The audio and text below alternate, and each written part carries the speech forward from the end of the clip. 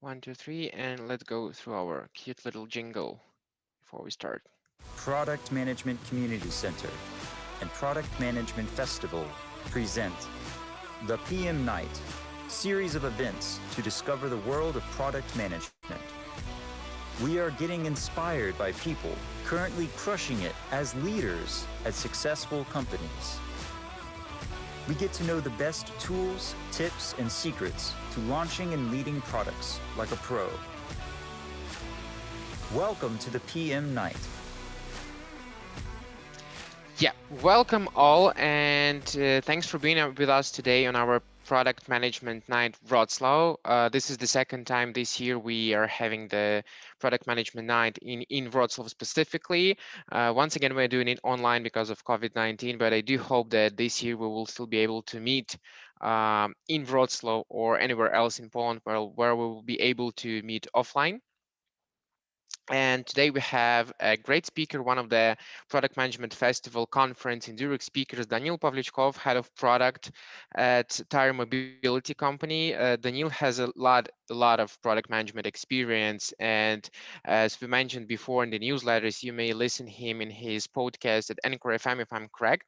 And Daniil tells a lot of different stuff, what is going on with the product management in his company and what he's doing, his experiences and his knowledge of what is really going on, what works and what not in different situations. So I do encourage you to listen to the podcast and also follow Daniel's LinkedIn page because a lot of cool stuff he's posting there for you to follow. Today we'll be speaking about the becoming a product storyteller, who is a product storyteller, what it is about, and how to make a great story about your product, not only externally but also internally for a team. I hope we will cover those questions.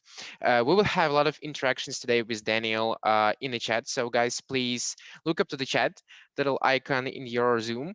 We will have a few questions to you, so please answer them. And if you have any questions related to the topic to Daniel, please write them also in the chat.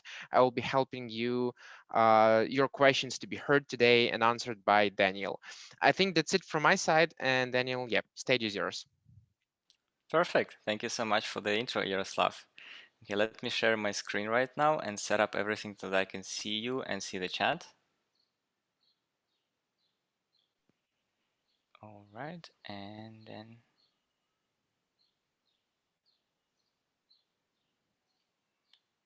okay, I have everything on my screen, which is amazing. So, hey, hi everyone, nice to see you, or well, I hope that you're there physically. Nice to meet you. My name is Daniel, so I'm gonna share you a small intro about myself. So I've been working in product management for the last 6 or 7 years in different product leadership roles. I had experience in fintech, focusing on international trade, and that led me eventually to Tier, a mobility company that you probably know and seen if you live in Europe. We have a bunch of scooters and mopeds standing on the streets that you can rent and move from A to B, which is a very exciting area to be working in because we have so many different consumers and they have so many different needs, from getting to work, shopping, picking, like moving between, going to a park and so on. It's really interesting to see their use cases, and it's huge scale. It's super exciting. So I lead the monetization space there, which is a collection of several teams working mainly on improving customer lifetime value and customer retention. And of course, retention is an equivalent of loyalty. So for us, loyalty is important, and to have a really good connection with the customer, you need to be able to share a vision, and there is no better way to share vision as in the form of a story. So I've been fascinated by storytelling for a really long time, and I find it a very useful and interesting tool for internal communication and also for external communications. And I decided to dive deeper into that to understand what is actually it is to be a storyteller, how you can be a storyteller in product world, how you can be outside of product world. And today I would like to share what I have found with you based on my experience, based on my research, and to guide you through a journey. And I would like to begin, of course, with a story. So a really, really long time ago, there was a planet floating in the air, and it was a very, very special planet because it had life on it. And the life was a very particular kind of life. We had humans there, and those species, they were able to communicate. And when they communicated, they did it in the form of stories. And at the very beginning, those stories were quite simple. Like, I've seen a danger, an enemy in the jungle, and I need to warn my tribe that there is something that could approach us and we need to defend ourselves. As the community progressed and evolved, we started telling stories about heroes and what it means to oppose an evil, or to be brave and to have enough courage to withstand the enemy. Over time, that also evolved, and we started creating religious stories that explain what it is to be a virtuous person, what is good and what is evil, and how can you differentiate what is what in the world. Again, that continued, and we started to create literature and art. We decided to convey emotions or specific stories to evoke thinking. What would you do in the same problem? Would you be able to react in the same way? What would be a good reaction? So that became a piece of art. And of course, in the modern world, we are using stories a lot for entertainment. And you all know those characters. We follow them. We like spending time with them and joke about them and discuss them with strengths. And across different times, for thousands of years, stories were the things that united us as people, as communities, and we were able to share different ideas to other people, and those ideas started to live by themselves. And when you think about stories, it's a wonderful combination because we're using both sides of the brain. And you probably know that we have like an analytical brain that is good with numbers and logic. And then we have a creative brain that is more flexible and adaptable. It's a bit more complicated than that. But roughly speaking, yes, we have two different areas that we can map in our brain. And in storytelling, we use both of them. Because telling a story is a very artistic and creation way, but before you tell the story, you need to create it. And creating a story is actually more of a science than an art. And we're going to go through that step by step. And the very first part is how to actually craft a story. So when you have a story, you need to have a plot or narration, and you want to convey a specific message. And overall, the message boils down that when you tell a story to someone else, you need to tell them something that they don't know. Because if you're telling something that they already know, they will not be listening to you because this information is not relevant. They already have it.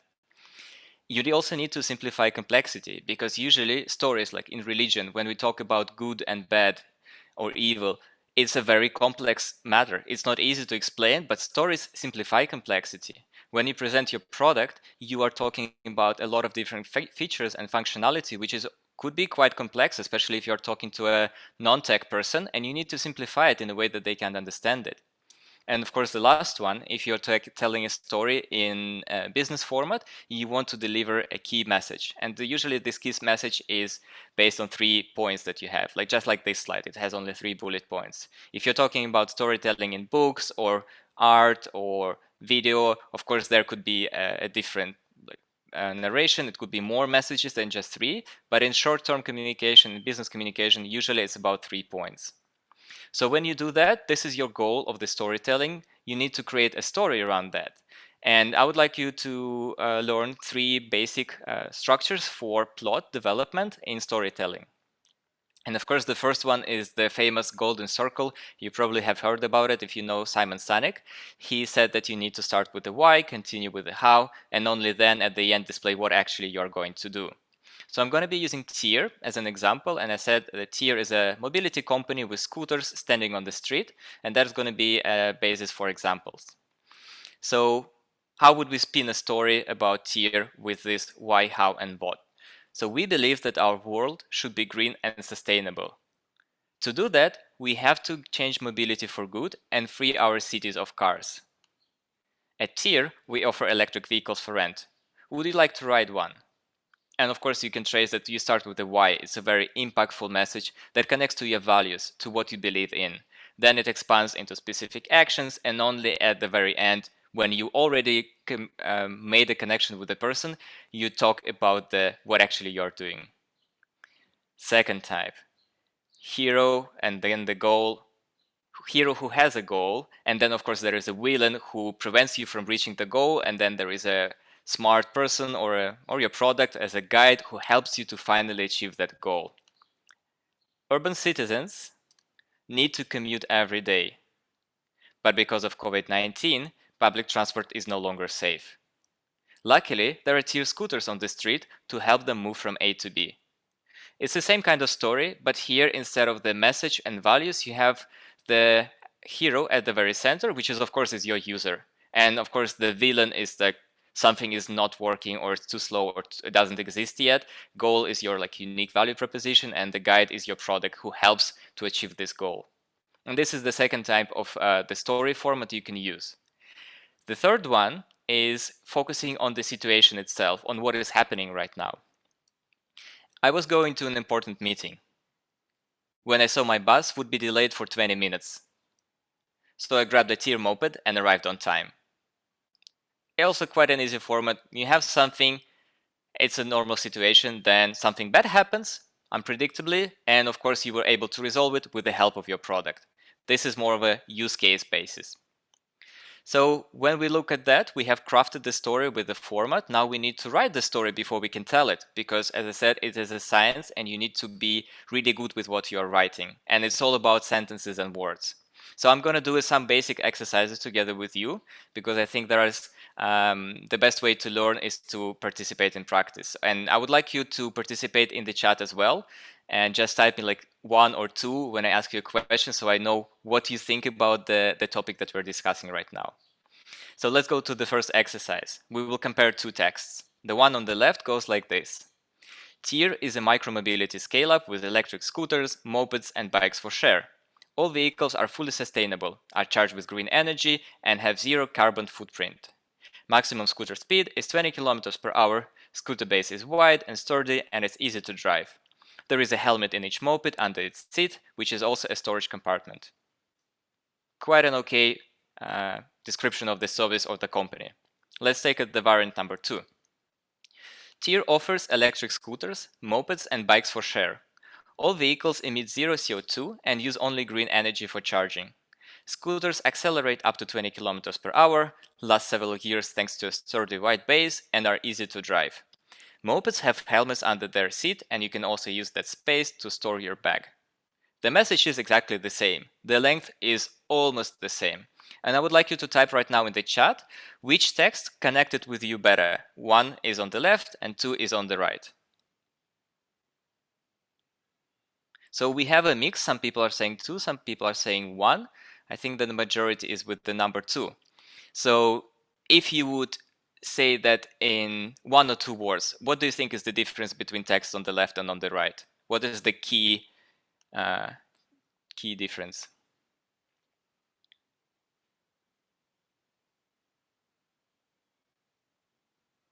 Okay, option 1 is structure. I hope that more people are typing. Okay, passive active voice, all right.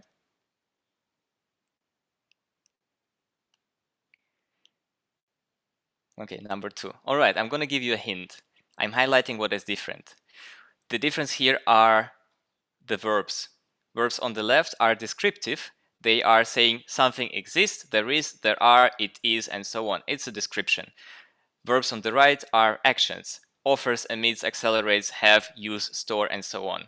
And this creates a completely different type of feeling when you read the text. This is usually what you see if you read a book that is like a detective or an action movie, action book, for example. There's always full of actions, and every verb is an active verb. And this leads to the first rule of storytelling, that you need to turn the painting into an action movie. Because when you describe something, people can get bored and lost to follow your line of thought. If you tell them a story that develops, that has actions, they will respond to that much faster. Let's take a look at the second group of examples. It's a bigger text, and probably you can describe your company like that when you pitch it on the conference or to your friend and you want to create a story, and you're not just saying that, hey, we have an app that prevents traffic incidents, but you tell a story about your user. So the first variant is like this.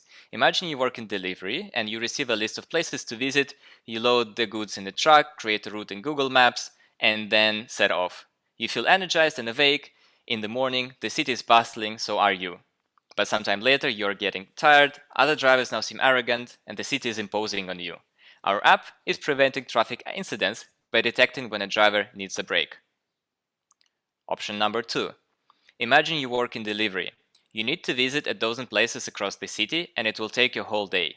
In the morning, you feel focused and full of energy, but already after 2 hours, you get tired and lose concentration. Our app detects when a driver needs a break to prevent traffic incidents. And the last one. Imagine you work in delivery. You start early and will be driving the whole day. Slowly, you get irritated and then distracted. You are tired. Our app reminds the drivers to rest. They have 70% less accidents. So each option is shorter than the last one, the previous one, and the last one even has a number, but you can ignore that. So they have roughly the same structure and roughly the same message, but one takes more and the other one takes less. And I would like to tell you which one would you like to hear, or which one connects with you more out of all the three of them, because they're all equally good, but they're quite a bit different between each other.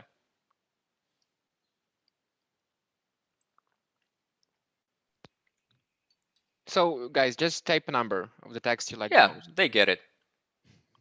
All right, unanimously 2 or 3, sorry, and a couple of 2s.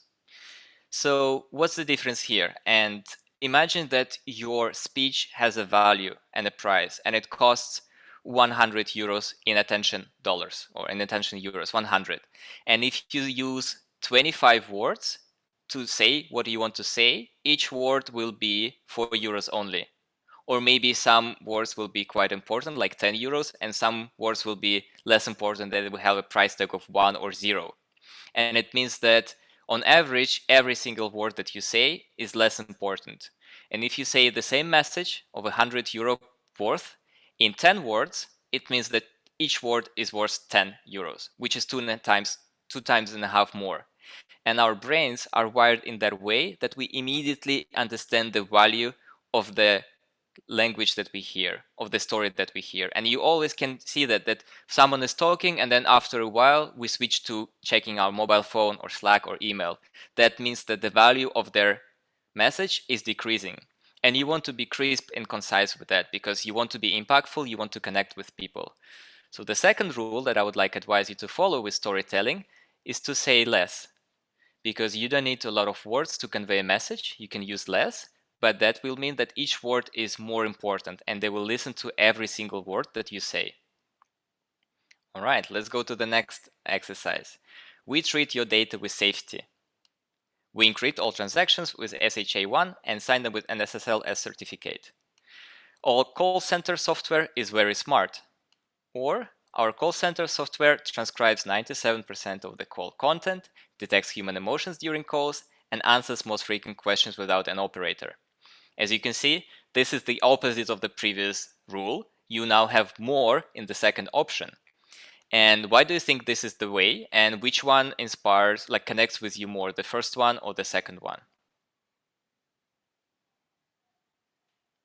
Well, probably that was an easy question. I always structure that the second one is the correct, or I would like to prefer. But what do you think is the difference here between the first one and the second one?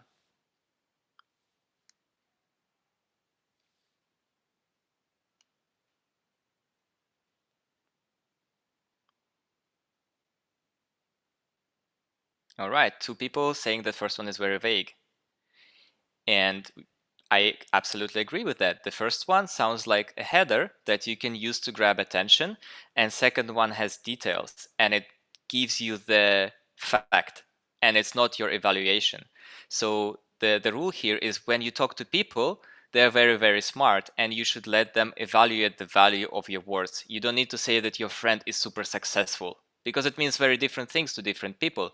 But you can say that your friend earns 200K per year, and they'll say, yeah, it's quite successful. And someone else will say, who cares? It's just 200K, it's still nothing. And when you make a message and a story, it's better to connect with people on the values when you say the reasoning, like why you do that. But when you make a statement that it's descriptive, like our software is very smart, you better expand it and let the listener evaluate what is smart, what is not smart, what is smart for their use case. All right, let's move to the next set of examples. It's not a secret that storing files in the cloud makes it harder to lose them. If you store your files in the cloud, they will never get lost. They rolled out a new feature in Spain. To be honest, it is just a beta test. They are beta testing a new feature in Spain. It's much faster to manage your inbox with hotkeys. By the way, our email client has more than 150 shortcuts just for that. Our email client has more than 150 shortcuts so that you can manage your inbox much faster.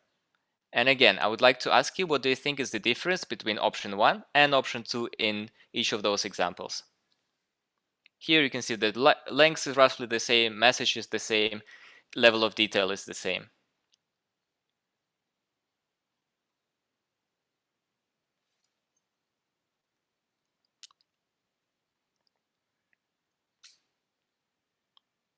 Okay, that's a word that I probably cannot pronounce. Second is more second.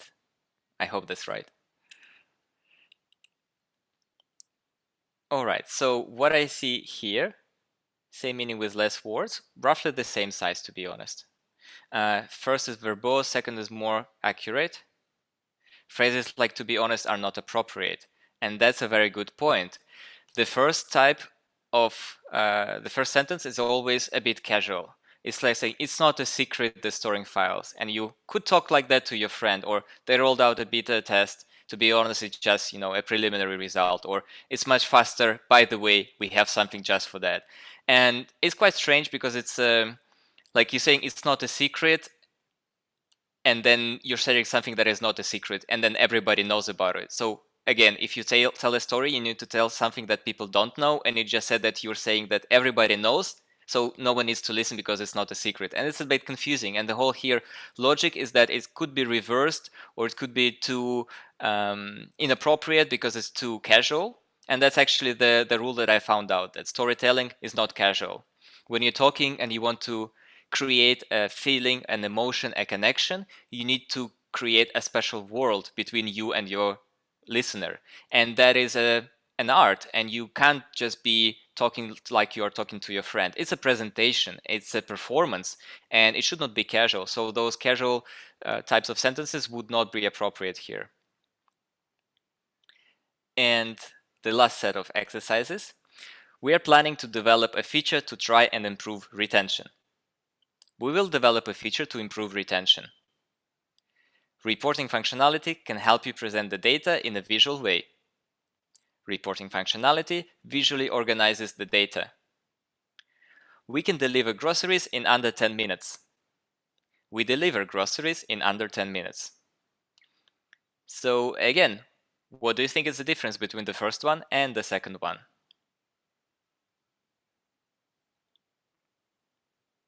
Okay, second one is more direct. First one shows intent, the second demonstrates action, is a firm statement. All right, roughly you're following the same logic that I found, that the first one is an intent, and you say we might do something and it might work. There is a chance or probability that it will not work. The second one is more firm. It demonstrates your desire to do something, and it's stronger.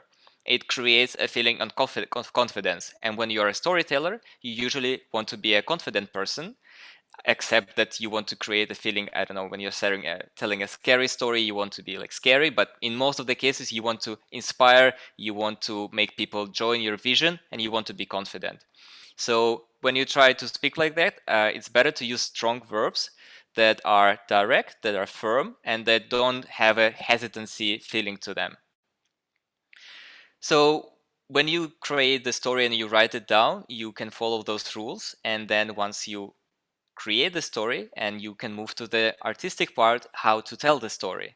And this is a very individual approach because every person is different and every person is unique. You all like to travel, you all like music, you all like reading books or like watching movies, or you have your own hobbies, and that should be visible in your story, that people should connect with you, because the best way to create a connection with the person, with the listener, is so that you do it on a personal level. So my first recommendation would be to be authentic. And you all know that the best speakers and the best leaders, they're very passionate about what they're talking about. For example, if you ask me to tell you a story about, I don't know, car manufacturing, I will not be able to tell you a good story in an engaging way because that's not interesting for me. But if you talk me about, I don't know, martial arts, I can be talking for hours because I've been doing it for many, many years. And that is what makes me an authentic speaker. So I'm choosing the stories that I want to tell. And storytelling, for example, is the one subject that I really like. And that's why I'm talking about it. And when you connect to those speakers, you really have this personal touch, because storytelling is not like you present in the audience and you have 500 people and it's you versus 500. It's more like it's one-on-one conversation with 500 people in parallel. You're creating this personal connection with every single one of them. What you're telling creates emotions in their mind. They start remembering things that they can relate in your story and say, oh yeah, I also think that way, or it makes sense, or wow, I didn't know that. And this is storytelling is an individual connection, and to have an individual honest connection, you need to be authentic. The second advice that I can give is that when you do the storytelling, you need to be playful, because storytelling is a theatrical act. It's something that is a performance, and you cannot be very serious when you're performing. That's just not interesting. We like to see people that are smiling, that are engaging, that they like what they do and they enjoy that. And there is not a better way to enjoy something as to play it and turn it into a game.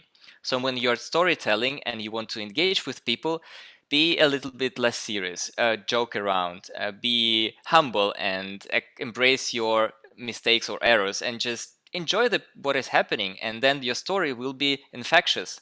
People will start connecting with you and they will share your emotions. And if you feel good on stage, they will feel good listening to you. It's very simple. The emotions, they travel because this is a one-on-one connection.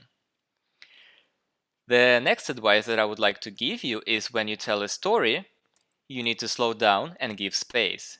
Because the purpose of the story is to tell something that they don't know yet. And if you receive a new information, you need to process it.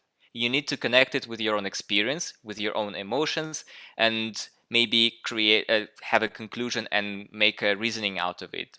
And if you just talk and talk and talk and you don't make a pause, you don't break, people will not have space to connect with what you're saying.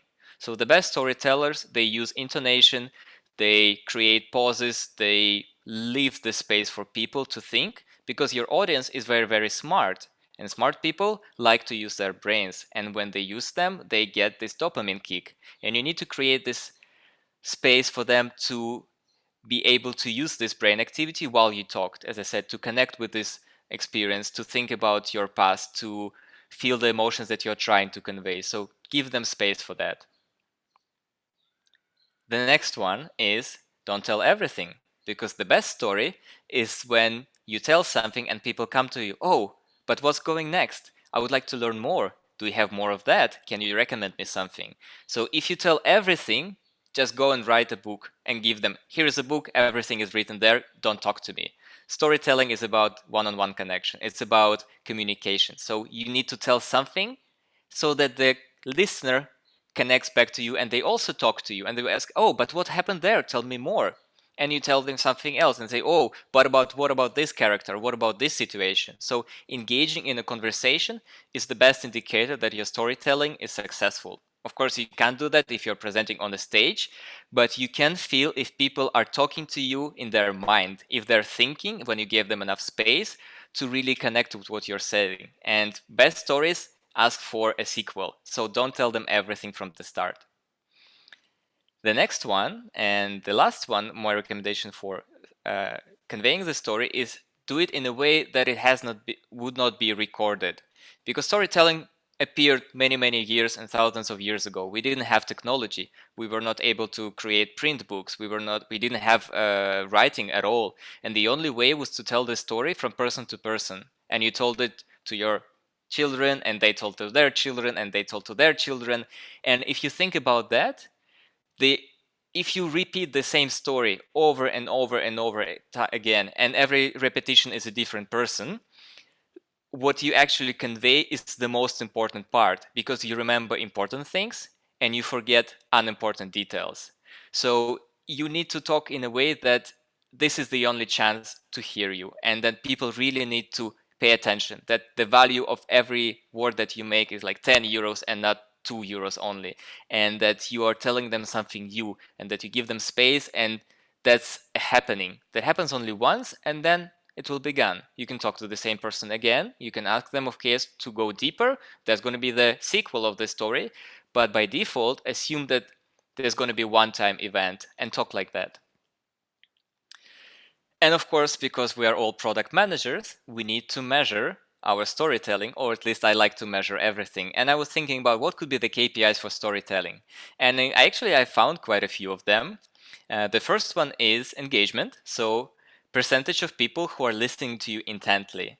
And if you're speaking in the audience and you can see everyone, you can see their faces, you can kind of feel, oh, 10% of people are just using their phones. Or you can see that everyone is listening you to like children when they hear a bedtime story, like full 100% attention. And this is your engagement metric. You can track it over time. And if you do the same story, your same talk, the same report over time, it should be improving overall because you get more experience. The second one is retention. So this is the number of times you're asked to tell the same story again.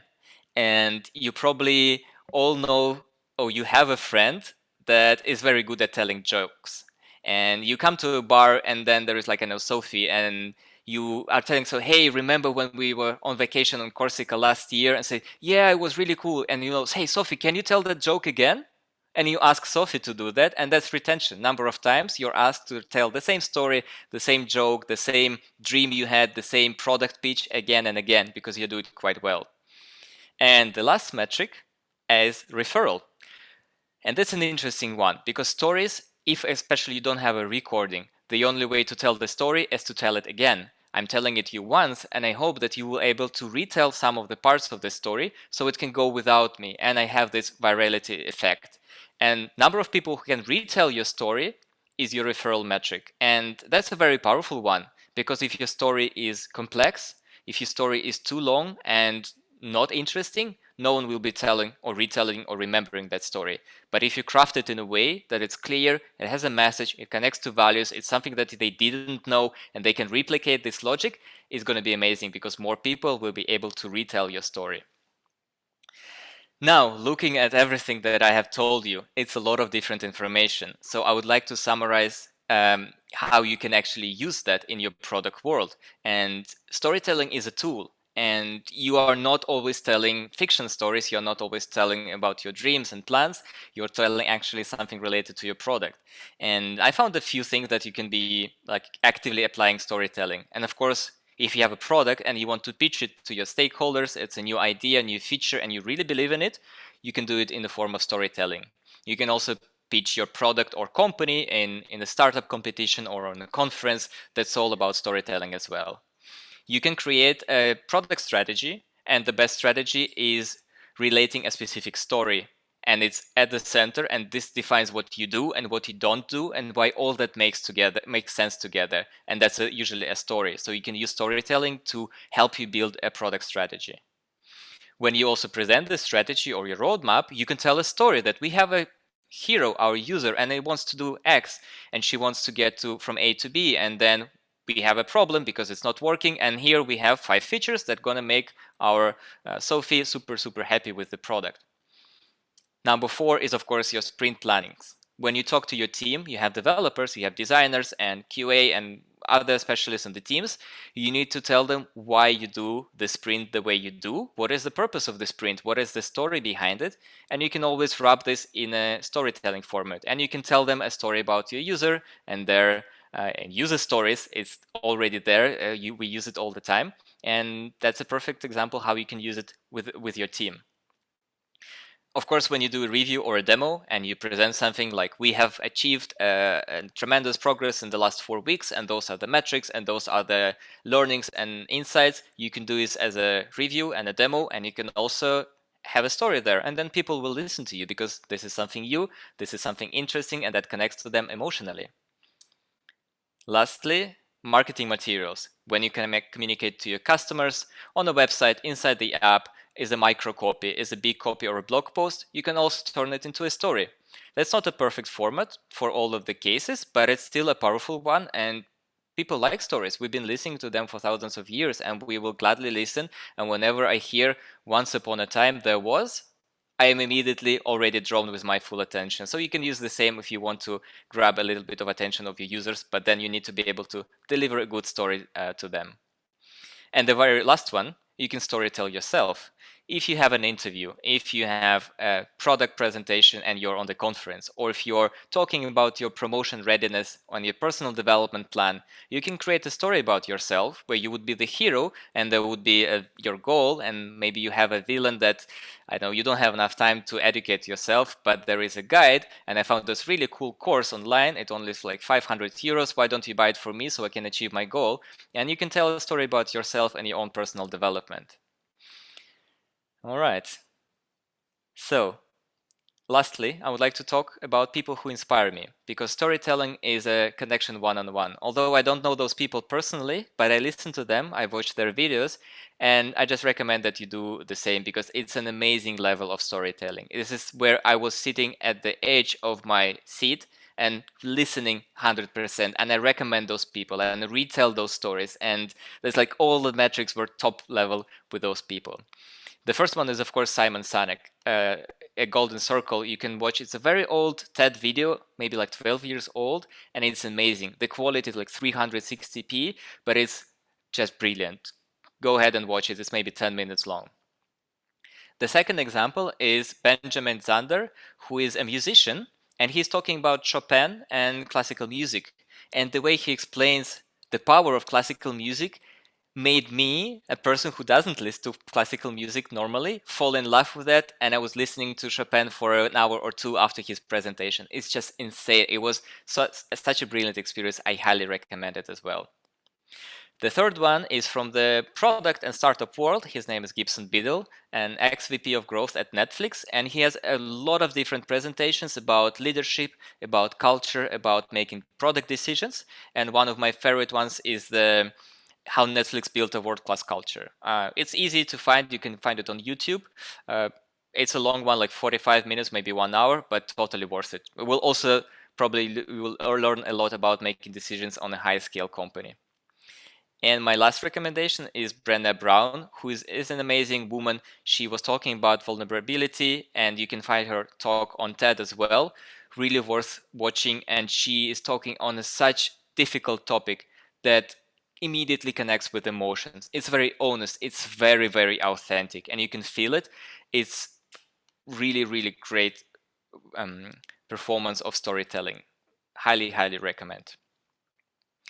And to wrap everything up, we have been talking for the last 30 something minutes, and it's been a lot of information. I would like to summarize it for you on one slide, so you can probably take a screenshot or make a picture, and that's everything that we have talked today. So you craft a story with different narrations, you then write it. It's a scientific part. You need to use action verbs. You need to say less, let the listeners evaluate.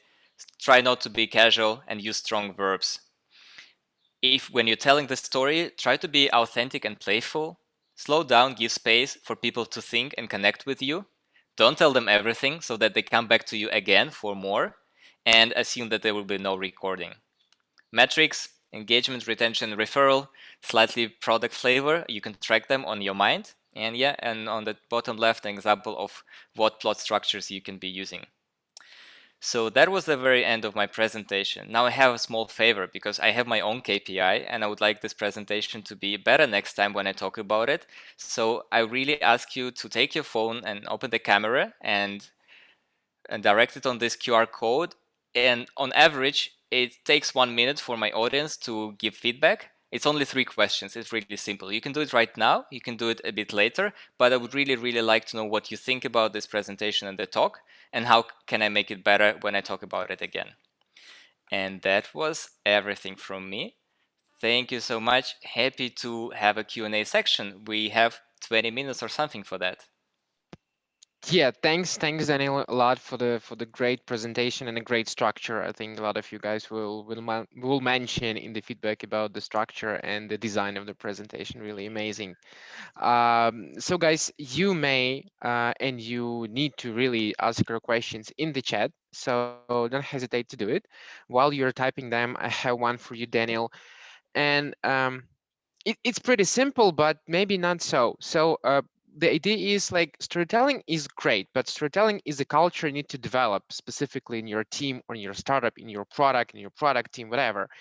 And mostly what I see, and I think a lot of my colleagues and a lot of people who are listening to us today, they will see that during the even working onto the product, you mostly speak with numbers and some short and fast and numeric data, and you're not like telling a story.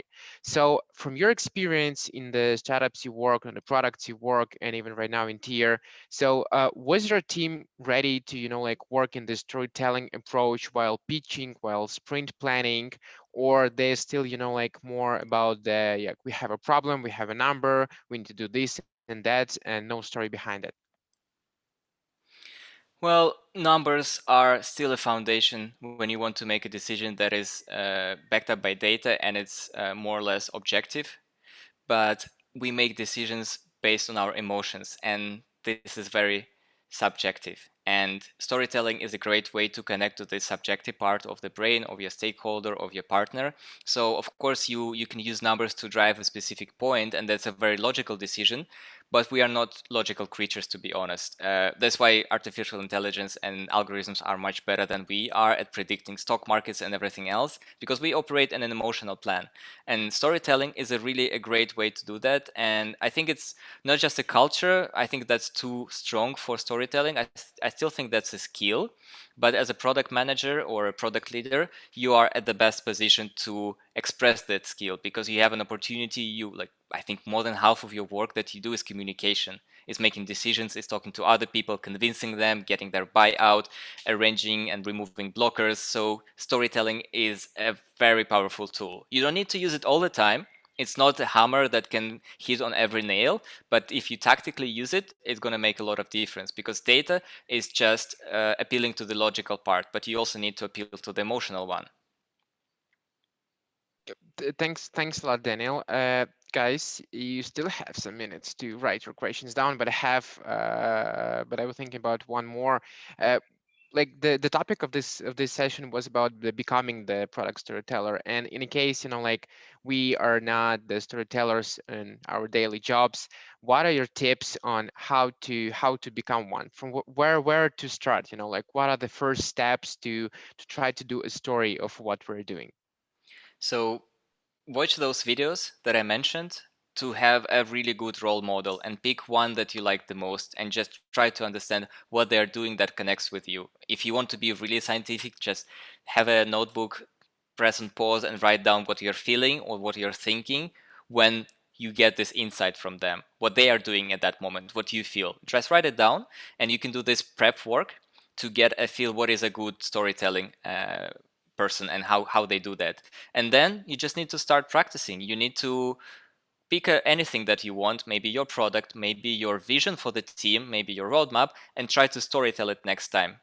I promise it's going to be quite awkward and strange at the beginning. It's okay. Just do it 3 or 4 times and you'll get better. It will feel natural, and you really can become a better storyteller only when you start telling stories. And you just need to do that with practice.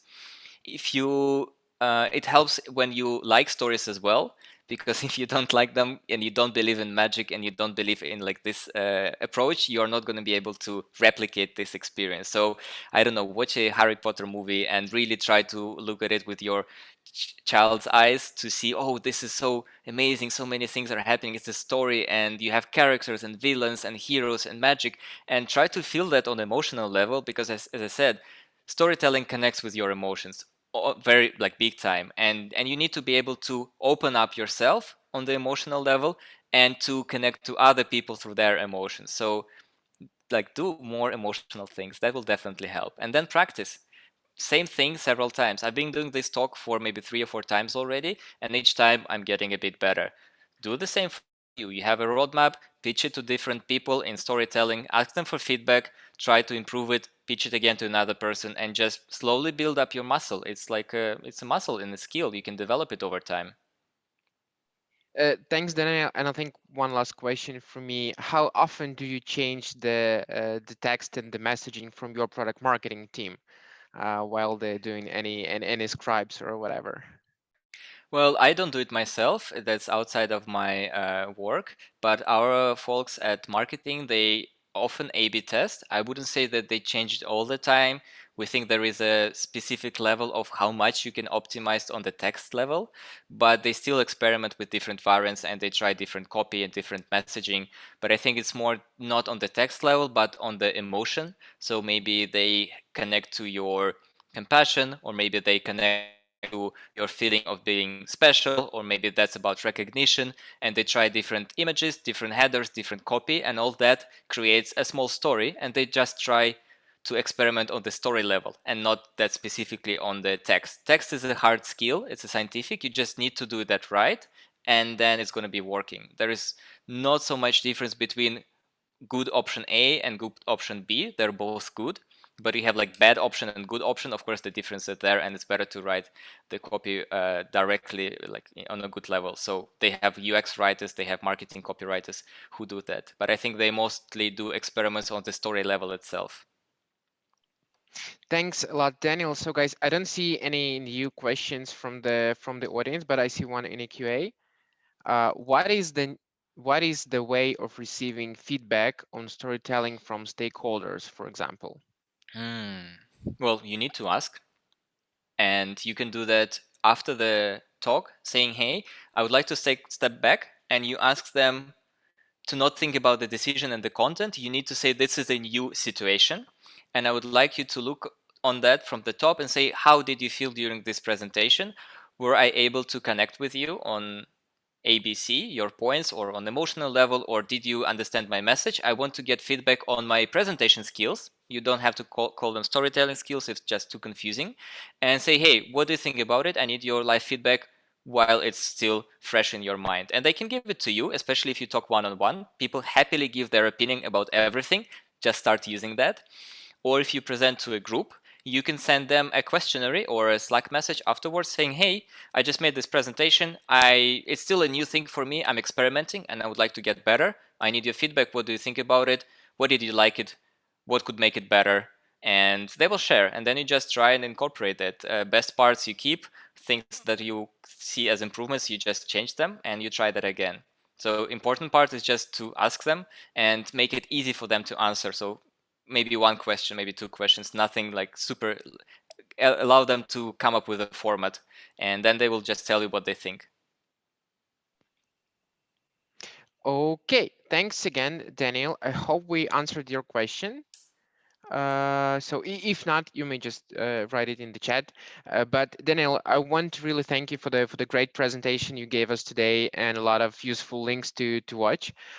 Thanks again for being with us today at Product Management Night Wroclaw. And guys, don't forget to fill in the survey. Daniel, may you also share again the QR code for the Yes, survey? I can also share the link to the survey Link to the directly. chat. Yeah, Yeah, I'm gonna that's send gonna to. be great. And by the way, if you want to connect with me, I'm super open to conversation. You can reach to me by email on LinkedIn. I also have a website where I coach other PMs directly one-on-one. You can listen to podcasts that's available on all platforms. So I really like a lot of things about storytelling, and it's a passion of mine. So and product management in general, to be honest.